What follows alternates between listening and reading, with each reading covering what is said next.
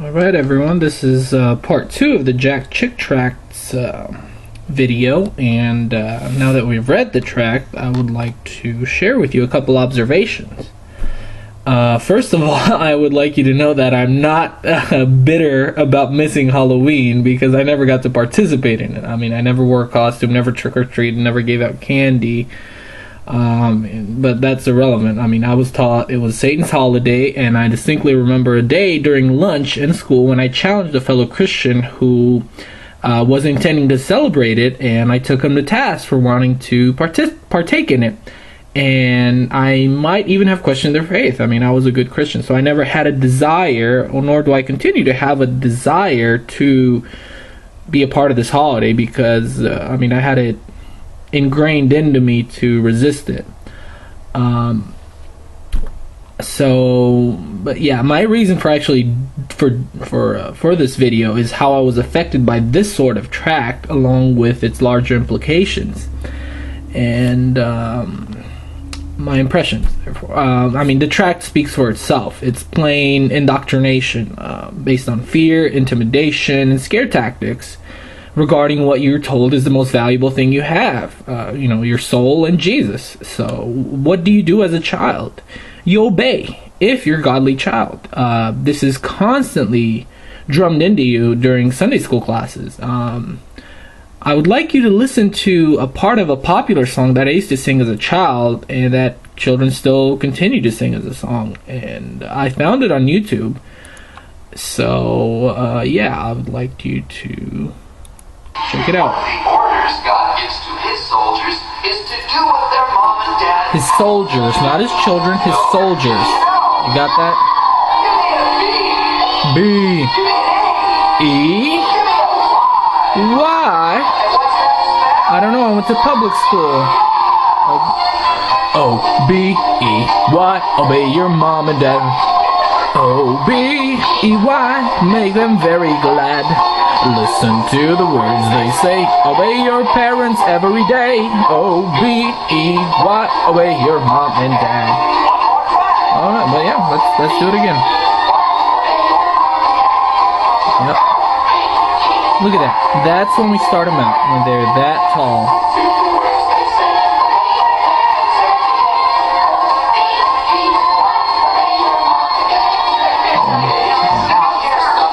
Yeah, that's enough of that. Yeah. Now I'm not complaining about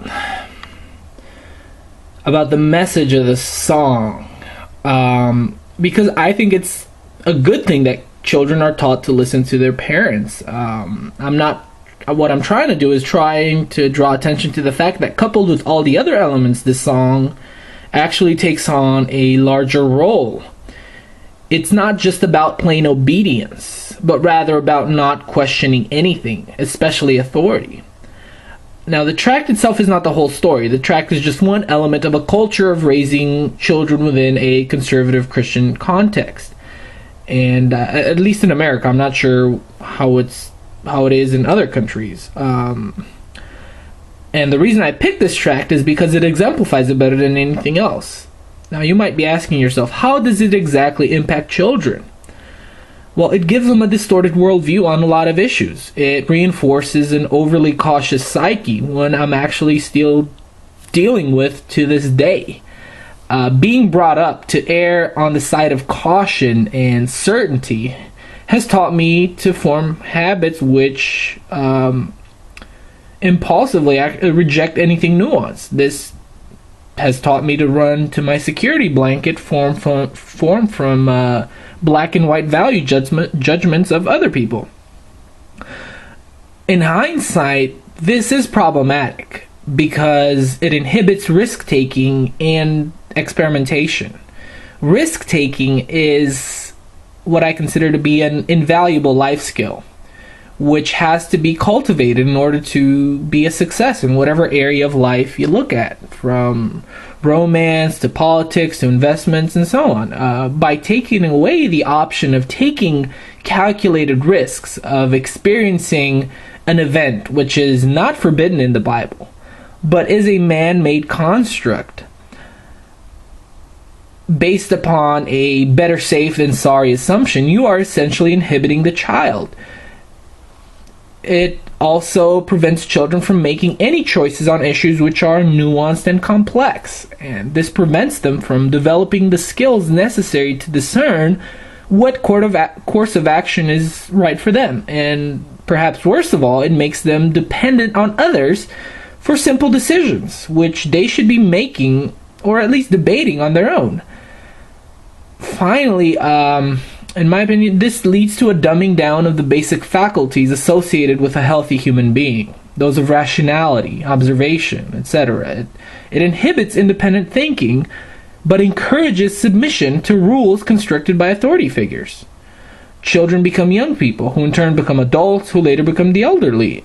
Yet there's something perverse about seeing how all these humans are to a large degree boxed into a childlike mindset out of which they never escape or even realize is nothing less than an authoritarian construct.